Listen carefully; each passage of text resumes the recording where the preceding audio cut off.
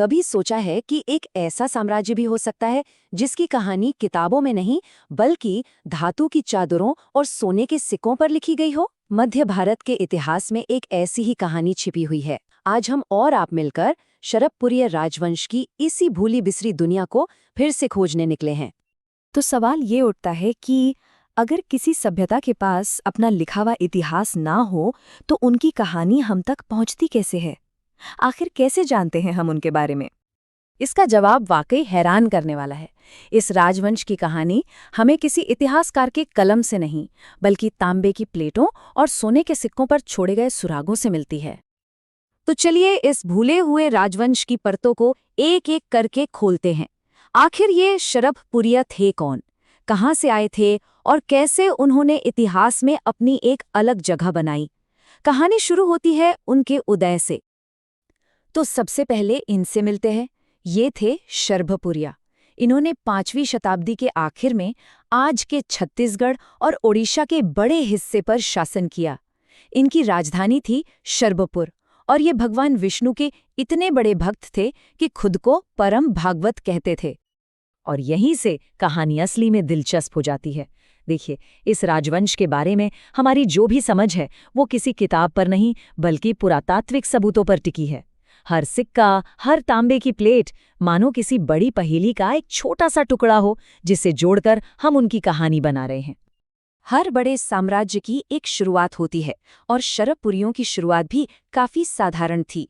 तो आइए देखते हैं कि कैसे उन्होंने सही मौके का फायदा उठाया और एक शक्तिशाली साम्राज्य की नींव रखी।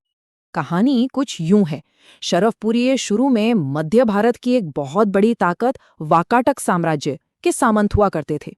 लेकिन जब वाकाटकों के घर में ही झगड़े शुरू हो गए और वो अंदर से कमजोर पड़ने लगे तो शरभराज ने इस मौके को फौरन पहचान लिया और दक्षिण कोसल में अपने आजाद राज्य की स्थापना कर दी। शरभराज ही इस वंश के संस्थापक थे। उन्होंने न सिर्फ अपनी राजधानी शरभपुर बसाई बल्कि एक बहुत ही जरूरी काम किया। उन्होंने अपने सिक्कों पर पहली बार संस्कृत भाषा का इस्तेमाल किया, जो उस समय एक बहुत बड़ी बात थी। ये उनकी बढ़ती हुई महत्वाकांक्षा को दिखाता था। शरभपुरियों ने तो शुरुआत से ही अपनी हिम्मत दिखा दी थी। सोचिए, राजा महेंद्र ने उस समय के सबसे शक्तिशाली सम्राट गुप्त साम्राज्य के महान समुद्रगुप्त की अधीनता मानने से ही इनकार कर दिया। हाँ, वो युद्ध में हार जरूर गए, लेकिन समुद्रगुप्त उनकी वीरता से इतने प्रभावित हुए कि उन्हें उनका राज्य वापस सौंप दिया। ये घटना बताती है कि ये राजवंश शुरुआत से ही कितना जुझारू था। अपनी नींव मजबूत करने के बाद ये राजवंश अपने शिखर पर पहुंचा। ये उनका सुनहरा दौर था, एक ऐसा समय जब शक्तिशाली शासकों ने इस इलाके में दौलत और प्रभाव की नई ऊंचाइयों को छुआ। इस राजवंश के सबसे अमीर राजाओं में से एक थे प्रसन्नमात्र, और उनकी दौलत का सबसे बड़ा सबूत इस नंबर में छिपा है। ये संख्या है अब तक खोजे गए उनके सोने और चांदी के सिक्कों की। जी हाँ, 120 से भी ज्यादा। प्रसन्नमात्र ने न सिर्फ सबसे ज्यादा सोने के सिक्के जारी किए बल्कि अपने नाम पर प्रसन्नपुर शहर भी बसाया। उनके सिक्कों पर गरुड़ का चिन्ह, जो भगवान विष्णु का वाहन है, उनके धर्म का प्रतीक था और ये सिक्के उनके राज्य की जबरदस्त आर्थिक मजबूती को दिखाते हैं। अब बात करते हैं राजा जयराज की। इनकी ताकत को समझने के लिए बस इनकी उपाधि ही काफी है। स्क्रीन पर देखिए, महाजयराज। लेकिन अपने नाम के आगे ये एक शब्द महा जोड़ने का असल में मतलब क्या था? ये सिर्फ एक उपाधि नहीं थी, ये एक राजनीतिक ऐलान था। अपने नाम के आगे महा लगाकर जयराज ये घोषणा कर रहे थे कि वो किसी के अधीन नहीं हैं, वो एक स्वतंत्र और सर्वोच्च शासक हैं। ये उनके बढ़ते आत्मविश्वास और शक्ति का प्रतीक था। महान राजाओं के अलावा एक साम्राज्य की पहचान उसके प्रशासन, उसकी संस्कृति और उसकी राजधानियों से भी होती है। तो चलिए अब देखते हैं कि शरभपुरिया अपने पीछे कैसी प्रशासनिक और सांस्कृतिक विरासत छोड़कर गए। उनका प्रशासन काफी व्यवस्थित था। इससे पता चलता है कि उन्होंने अपने राज्य को कितनी अच्छी तरह से बांट रखा था। सबसे छोटी इकाई थी ग्राम। कई ग्रामों को मिलाकर बनता था भोग या मुक्ति, जो आज की तहसील जैसा था। और सबसे बड़ी इकाई थी आहार, जो आज के जिले के बराबर है। उनकी एक बहुत ही अनोखी राजकीय मुहर थी, गजलक्ष्मी।